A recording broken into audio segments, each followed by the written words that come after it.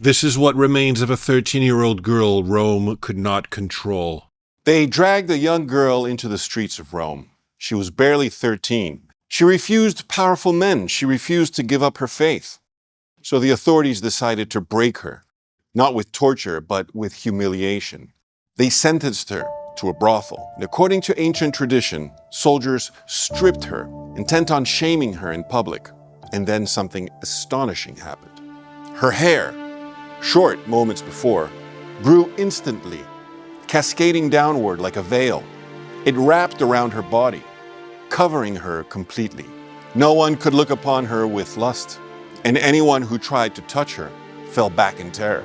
Through the centuries, painters captured this moment again and again.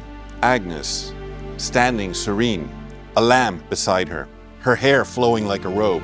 Who was this girl? Why did Rome fear her so deeply? And what truth lies beneath this extraordinary story? Watch to the end. Her life will surprise you and challenge you.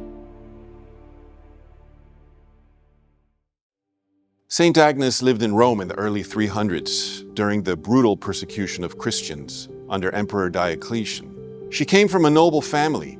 She was known for her beauty, but more importantly, her conviction. Agnes had consecrated herself to Christ. She would not marry. She would not belong to anyone but God.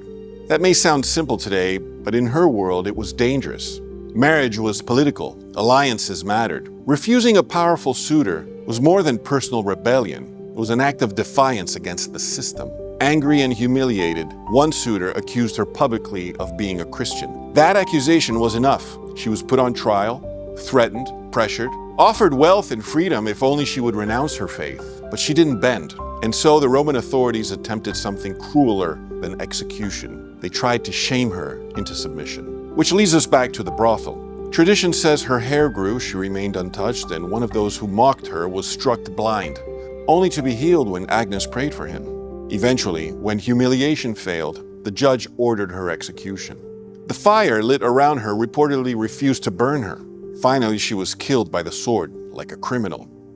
Agnes died young, but Rome could not forget her. What made Agnes extraordinary was not only how she died, but how she lived. She chose God freely. As a child, she refused to let fear or pressure control her conscience. In a society where women rarely controlled their own futures, Agnes's actions carried a clear and unusual message. She asserted that her body was not subject to the state, that her future was not a political arrangement, and that her conscience could not be coerced.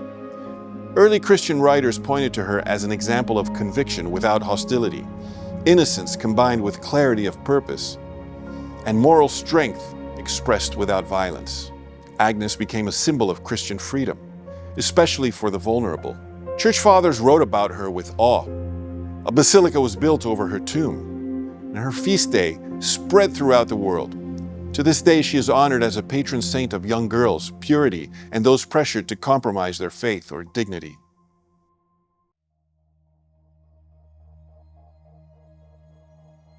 Now the big question. Did her hair truly grow instantly to cover her? Historians acknowledge something important here. Early martyr stories often blend history and sacred symbolism. In Agnes's case, the miracle isn't simply about hair. It represents God protecting her dignity where society tried to strip it away. Could it have happened exactly as written? Many believers say yes, God protects his saints.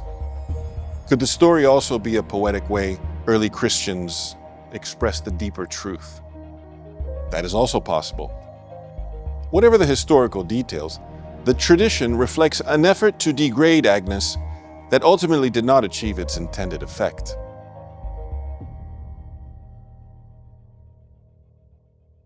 Today, Agnes's name is still remembered 17 centuries later. Every year on her feast day, 2 lambs are blessed in Rome. Their wool becomes the pallium, the white bands worn by archbishops symbolizing shepherding with humility and sacrifice. Artists still paint her. Churches are named after her. Millions draw inspiration from her courage. A girl the world thought it could silence continues to speak. St. Agnes forces us to ask uncomfortable questions. What am I willing to compromise to fit in? What would I stand for even if it cost me something? Where do dignity and faith truly come from?